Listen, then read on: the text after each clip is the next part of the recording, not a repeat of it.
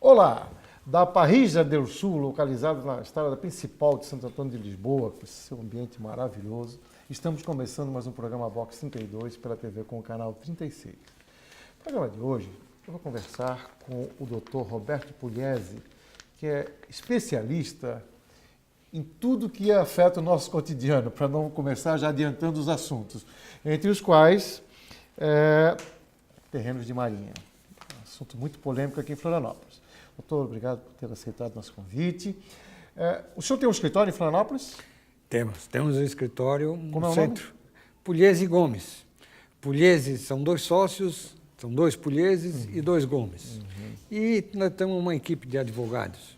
Então, trabalhamos no litoral e não só aqui em Florianópolis, como em Santa Catarina, na Orla. Na orla. Nada tem tirado mais o sono das pessoas que vivem na orla do que essa inconsistência, indecisão, enfim, insegurança com relação aos terrenos de marinha.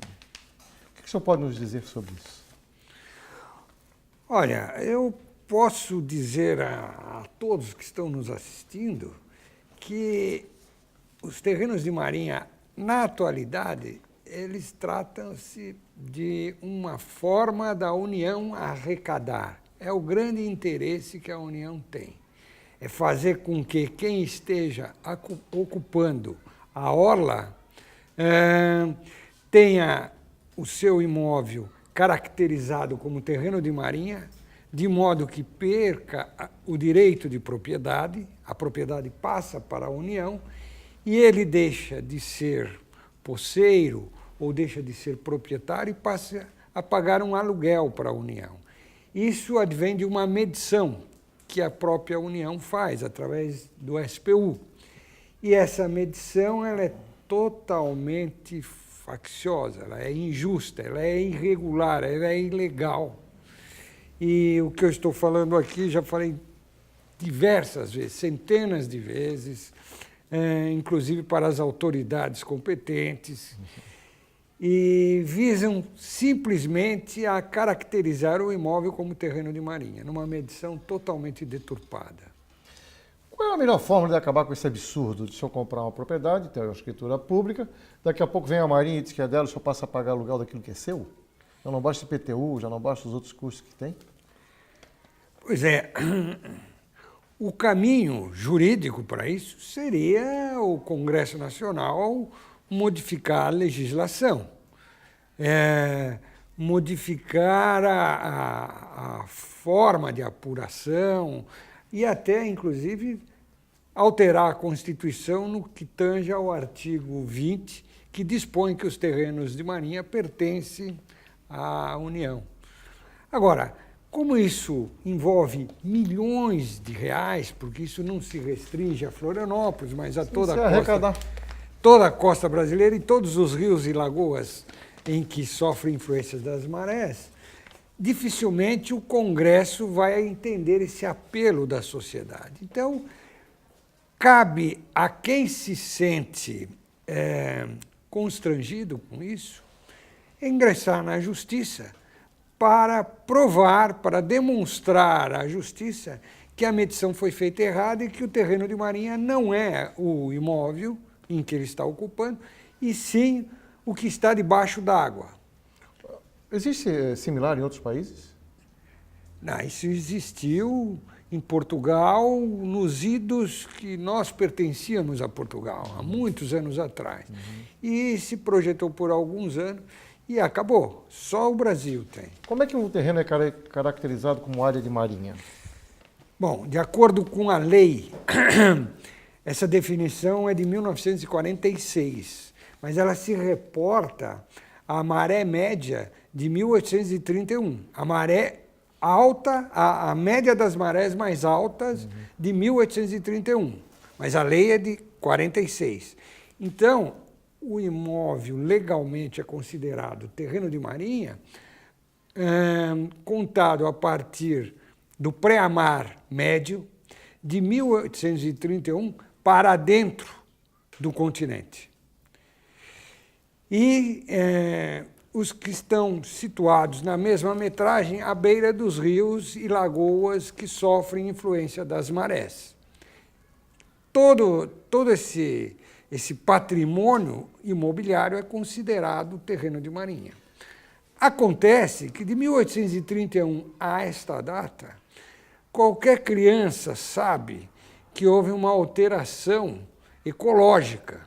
Os mares aumentaram, os mares estão mais dentro. Alguns casos recuaram. Como? Alguns casos recuaram. Outros casos, aconteceu alteração feita pela engenharia humana. A nossa beira-mar, por exemplo. Sim, quem mora na beira-mar teve um aterro. O aterro pertence à União porque é chamado acrescido de marinha. Sim, aí, mas quem está lá no pé de lá atrás paga... Paga o terreno de marinha porque a medição se reporta a 1831. Só é preciso constatar se a medição está feita certa, porque a lei determina 1831 para dentro, onde estava a média das marés mais altas de 1831. Só para dar um exemplo aqui na cidade, aqui em Florianópolis, um exemplo de... Olha, eu tenho a coragem de falar para todos que estão nos ouvindo e dizer o seguinte: não só em Florianópolis, mas praticamente em todo o Brasil, nós temos 8.500 quilômetros de costas e um monte de rios, rios que sofrem influências de marés. Desse total, talvez os verdadeiros terrenos de marinha não cheguem a 1 ou 2% do que é apurado. Por quê? Porque houve uma alteração ecológica, houve alteração também feita pelo homem, com aterros, avenidas, retificação de rios, enfim. E o degelo, as influências, mudou totalmente. Mas a União mede de forma a atingir a propriedade ocupada para poder arrecadar. Se ela medir certo, a maior parte dos imóveis considerados terrenos de marinha estarão submersos. Qual é a possibilidade de êxito de quem ingressar contra a União na Justiça? Olha, o meu escritório trabalha com essas demandas, assim, com um volume de demandas, se dedica desde 1997, 98, nós nos dedicamos afinco. Não só nós começamos em Joinville, estamos em Santa Catarina inteiro, em muitos pontos do litoral do Brasil, e a possibilidade de êxito é muito grande. Muito grande porque na hora de puxar a trena, se verifica o técnico observa que não, de acordo com A mais B, o terreno de marinha, em 1831, está lá para baixo. E olha, eu vou dar uma noção assim, bem ilustrativa e bem básica. Vamos imaginar uma praia normal que existe assim, ou em Governador Celso Ramos, ou aqui na Pinheiras. Uma praia, normalmente, ela tem o que você percebe? Tem uns 50 metros em que a água sobe e a água desce. Sim. Mas ainda depois tem a linha de Jundu e toda aquela relvinha. Eventualmente, assim, num mês de agosto, com a lua cheia, muito frio, muita tainha, pá, ela vai um pouco mais à frente. Essa é a regra. Pois bem, se os terrenos de marinha se apura a partir de uma linha, apurada da média das marés mais altas, a média das marés mais altas não é a maré mais alta, é a média, claro, de 1831. Então, é claro que o terreno de marinha, que são 33 metros, ele nunca alcança sequer a via pública, ele não ultrapassa a linha de Jundu, ele fica antes da relva. Entende? No máximo, se bem apurado, ele vai um pouquinho onde é uma via pública, ou no quintal, assim, no jardim de uma construção. Então, o que a gente constata é uma orientação ministerial no sentido de que, olha, vamos cobrar, o brasileiro ele não tem por hábito contestar, culturalmente o brasileiro é pacífico, se está pegando fogo na casa do vizinho, não é na dele, ele não vai para a luta, e vamos. A maior parte das pessoas aceita. E ela fica inadimplente com a União? Fica inadimplente com a União. É bloqueado a reposição do imposto de renda, tem uma série de dissabores. Então, inclusive, tem execução. Então, se o devedor ele tem outros bens, outras propriedades, pode vir perdê-la. Ele é jogado na lista dos homens maus do Brasil. Nossa Senhora, imagina um casal que mora 80 anos num lugar, daqui a pouco ser executado. Não,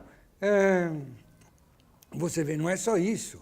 Você vê muita gente, a maioria, foi pega de surpresa. Por quê? Porque como nem todo o Brasil não foi feita a medição, essa medição vem acontecendo nos últimos 20 anos. Então, você adquiriu, registrou a escritura, tal. Quando o terreno de Marinha se reporta a um passado do início da história do Brasil... É possível provar isso hoje? Provar o quê? Que o terreno não é área de Marinha? Tranquilo. Eu, como advogado, me estribo sempre no trabalho de um técnico. Certo. Porque o técnico é que mostra por A mais B que a linha de 1831... É aquela lá. É lá longe. Tá. A gente vai dar uma paradinha e depois volta para saber um pouco mais sobre essa polêmica com os terrenos de Marinha. Fique conosco. A Penha del Sur, no charmoso bairro de Santo Antônio de Lisboa, em Florianópolis, faz você relembrar antigos sabores e ter novas experiências. O contato com o fogo, a qualidade das carnes, a carta de vinhos e a boa música conquistarão você. Experimente.